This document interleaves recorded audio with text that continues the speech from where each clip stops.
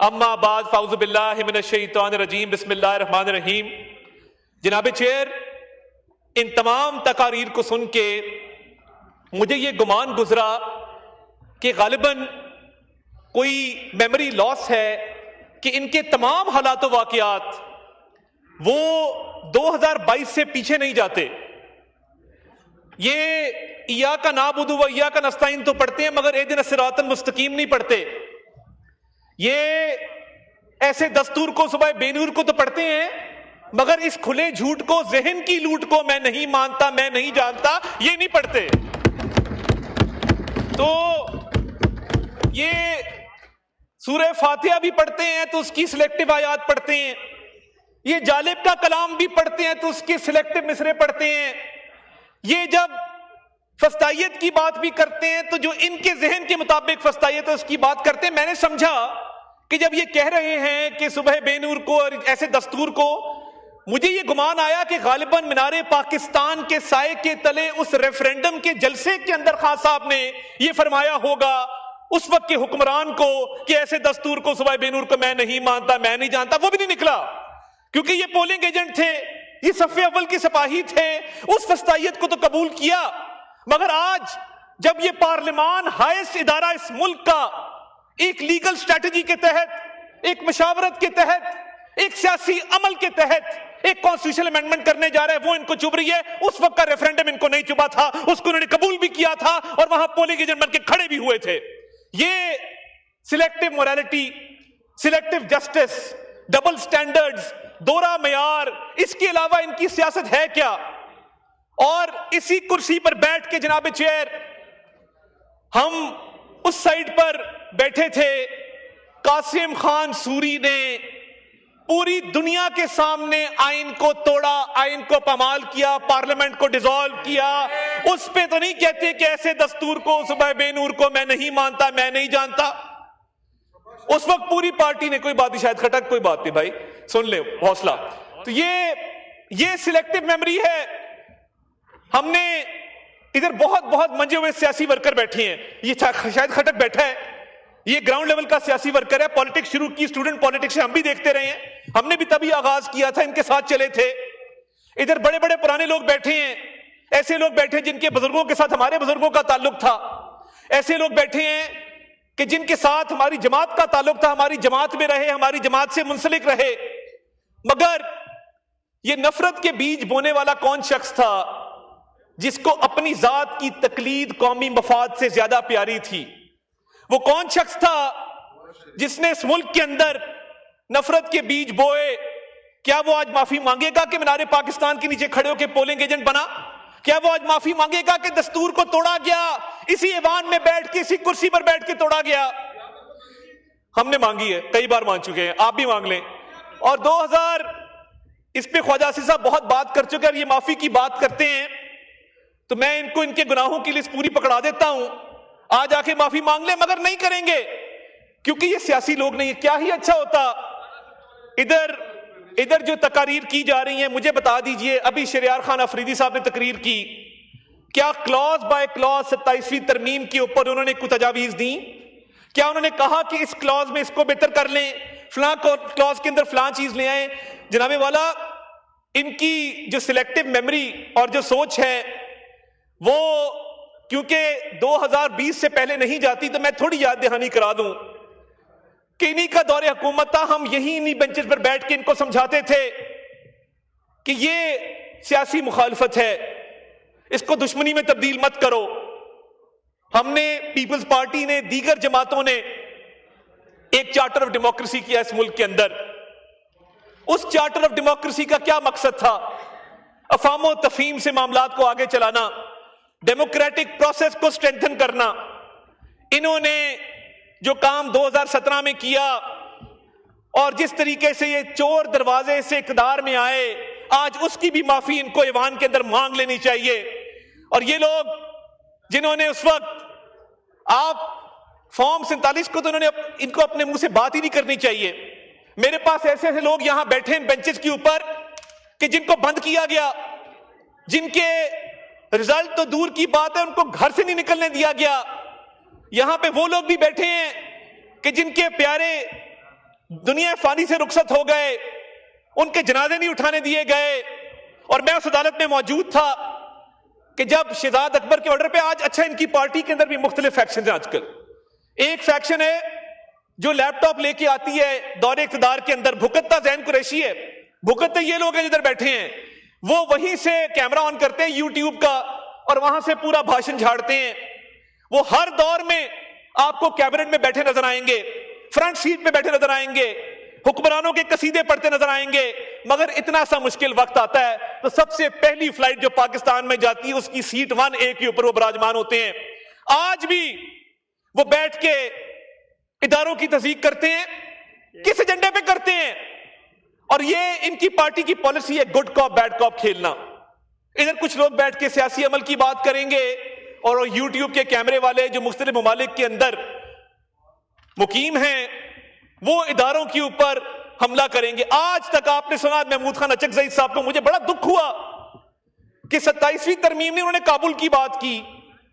اور دیکھیے یہ ایک نئی روایت چل پڑی ہے کہ بات ایسی کرو جو افغانستان کے اندر ہیڈ لائن بنے, جو انڈیا کے اندر ہیڈ لائن بنے. تو آج اتنا سینئر آدمی, اتنا سیزنڈ آدمی, آپ ان کی تقریر کا لب لباب نکالیں تو سوائے کابل کے اس کے اندر دوسری کوئی بات نہیں تھی. کیا ہی اچھا ہوتا تھوڑی پڑھائی کر لیتے. بیرسٹر گوہر نے کی ہے, انہوں نے پڑھ کے تقریر کی. مگر میں دعوے سے کہتا ہوں کہ جتنے لوگ یہاں سیاسی تقریر کر رہے ہیں, کسی نے پارلیمنٹری سوورنٹی کا سسٹم پڑھا, کسی نے پارلیمنٹری سپریمیسی کا سسٹم پڑھا, کسی نے separation of powers between executive judiciary legislature پڑھا, تو آ کے اس پہ بات کرتے, بتاتے کہ دنیا کے مہذب ممالک کے اندر ایگزیکٹو کا کیا رول ہے, لیجسلیچر کا کیا رول ہے, جوڈیشری کا کیا رول ہے. سیپریشن آف پاور تو ان کے اوپر سے گزر گئی. آج آ کے بات کرتے تو بات کرتے کانسٹیٹیوشنل سپریمیسی کی, بتاتے کہ جی ہم ایک آپ کے لیے ڈاکیومنٹ لے کے آئے ہیں, ہم چاہتے ہیں کہ اس ڈاکیومنٹ کو بھی پڑھا جائے. مگر کیونکہ ویڈیو بنا کر صبح بے نور لکھنا آسان ہے تو یہ آسان رستہ چنا گیا. کیا پارلیمانی پارٹی کی جوائنٹ اپوزیشن نے میٹنگ بلائی؟ کیا کہا کہ ہم بیٹھتے ہیں اور ایک ایک شک پہ بات کرتے ہیں؟ وہ نہیں کریں گے. جس چیز پہ زیادہ لائکس آئیں گے, ویوز آئیں گے, جو بڑا تماشا کھڑا کرے گا, وہ بات یہاں پہ کریں گے ایوان کے اندر. 27ویں ترمیم پہ بات چیت آج کی شروع نہیں ہوئی جناب والا, یہ چارٹر آف ڈیموکریسی سے پچھلے 20 سال سے کانسٹیٹیوشنل کورٹس کی بات جاری ہے. اور یہ محمود خان اچکزئی صاحب نے تو دھماکوں کی بات کی. کیا آپ کو کبھی نظر آیا کہ ان لوگوں نے وانا کے اندر 500 سٹوڈنٹس کو جو بازیاب کروایا گیا ہے, ریسکیو کیا گیا, اس کی بات کی ہو, اس کو سراہا ہو, اس پر کہا ہو کہ یہ اے پی ایس سے 100 گنا بڑا سانحہ ہو سکتا تھا, مگر اس پہ کبھی تعریف نہیں کریں گے. اور آپ کو ان کے لیڈر کے ایکس کے اکاؤنٹ وہ جو بھی چلا رہا ہے, پاکستان کے اندر سے چل رہا ہے, باہر سے چل رہا ہے, لیڈی اینابل گولڈ سمتھ کی وفات پر افسوس نظر آئے گا. لیڈی اینابل گولڈ سمتھ کی وفات کے اوپر آنسو بہائے جائیں گے, مگر میجر عدنان جس نے اپنی جان نچھاور کر دی اپنے ساتھی کو بچاتے ہوئے, اس پہ یہ 2 لفظ نہیں کہیں گے.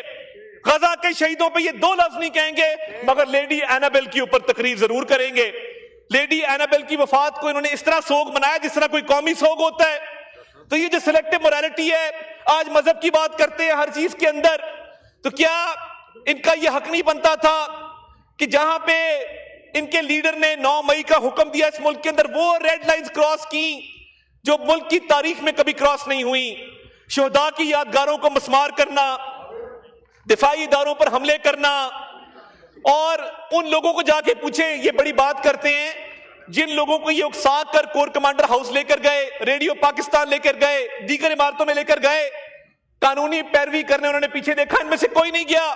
ان کی جماعت نے ان کارکنوں کو پوچھا ہی نہیں کہ آپ کے حالات کیا ہیں, ہم کیا مدد آپ کی کر سکتے ہیں. تو یہ سیاسی ورکرز کو ڈچ کرنا اور ان کو پہلے ان کے مائنڈز کو پلوٹ کر کے ان کو جرائم پہ اکسانا اپنے سیاسی مقاصد کے لیے. آج بھی کانسٹیٹیوشن کے حوالے سے آپ پوچھیں گے, کیونکہ بل نہیں پڑا, ادھر اس کو ایک شک اگر یہ بتا دیں اس میں کوئی تجویز آئی ہو, کوئی انہوں نے کمیٹی کے اندر آ کے تجاویز دی ہو, یہ پروسیس کا حصہ نہیں بنیں گے. مگر ہاں پولیٹیکل پوائنٹ سکورنگ کے لیے, اور یہ ان کا حساب ان لوگوں کا ہے جو ٹریلر میں آ کے فلم دیکھتے ہیں. یعنی وہ ٹریلر سے پہلے کی فلم کا کوئی نہیں پتا کہ ٹریلر سے پہلے بھی کوئی 1.5 گھنٹہ فلم چلی ہے، ٹریلر کے بعد جو ہے وہی ان کو نظر آتا ہے، کیونکہ ان کی مینٹالٹی، ان کی موریلٹی وہ ساری 2022 کے بعد کی ہے۔ اور جناب والا شہریار خان افریدی صاحب نے بڑی اچھی باتیں کی، بڑا انہوں نے یہاں پہ ایک ملک کی سیاست کے اوپر روشنی ڈالی۔ کیا ہی اچھا ہوتا کہ جب اس ملک میں خواتین کو جیلوں میں ڈالنے کا سلسلہ ان کی پارٹی نے شروع کیا تھا، اس پر بھی تھوڑی بات کر لیتے۔ ان کی اس فسطائیت کی رجیم سے پہلے اس ملک کے اندر یہ رواج نہیں تھا کہ ماؤں بہنوں بیٹیوں کو سیاسی انتقام کا نشانہ بنایا جائے۔ ہمارے معاشرے میں ماں بہن بیٹی کی بڑی عزت ہے، لوگ بڑی قدر کی نگاہ سے دیکھتے ہیں، مگر ان لوگوں نے یہ روایت ڈالی کہ سیاسی انتقام میں اندھے ہو کر اس وقت ہم ان کو سمجھاتے تھے، ادھر بیٹھ کے سمجھاتے تھے کہ یہ وقت کا دھارا ہے، یہ ایک سا نہیں رہتا، جیسی کرنی ویسی بھرنی، مگر ان کو یہ بات سمجھ نہیں آتی تھی۔ آج بھی یہ اسی روش کے اوپر ہیں۔ انہوں نے پچھلے 4-4.5 سال میں کچھ نہیں سیکھا، اگر سیکھا ہوتا تو 27ویں ترمیم پر آ کر بات کرتے، پولیٹیکل پروسیس کا حصہ بنتے، پولیٹیکل پروسیس پہ کامنٹ کرتے، مگر سیاسی تقاریر جتنی مرضی کروا لیں اس پہ ان کو پوری مہارت حاصل ہے، مگر یہ کبھی بات نہیں کریں گے کہ کانسٹیٹیوشنل امینڈمنٹ کیا ہوتی ہے، کانسٹیٹیوشن کی سپریمیسی کیا ہوتی ہے، پارلیمنٹری سوورنٹی کا کیا نوشن ہے، سپریشن آف پاورز کیسے ہوتی ہے۔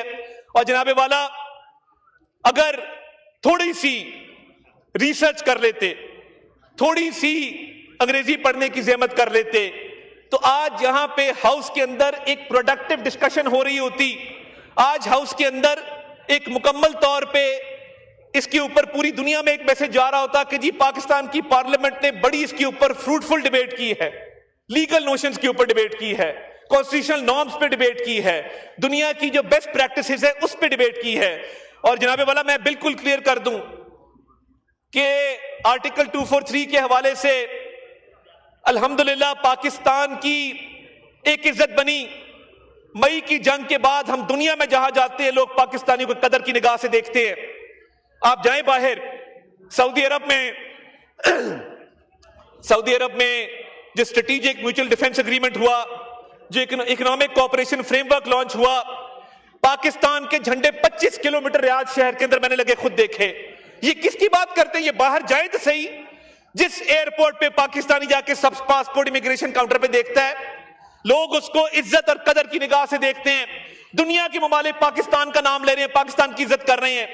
اور میں صرف ریکارڈ کی درستگی کے لیے، شہریار خان افریدی صاحب نے کہا کہ اتنے ہزار لوگ باہر چلے گئے۔ جناب والا صرف اس اکتوبر کے مہینے میں پاکستان کو 3.4 ارب ڈالر کی ریمیٹنسز آئی ہیں، جو پچھلے سال کے مقابلے میں 11% زیادہ ہے۔ تو یہ ان کو نظر نہیں آتا کہ جو بیرون ملک پاکستانی ہیں انہوں نے کالز دی، کیا ان کے لیڈر کے کہنے پہ انہوں نے نہیں کہا کہ پاکستان ریمیٹنسز مت بھیجو؟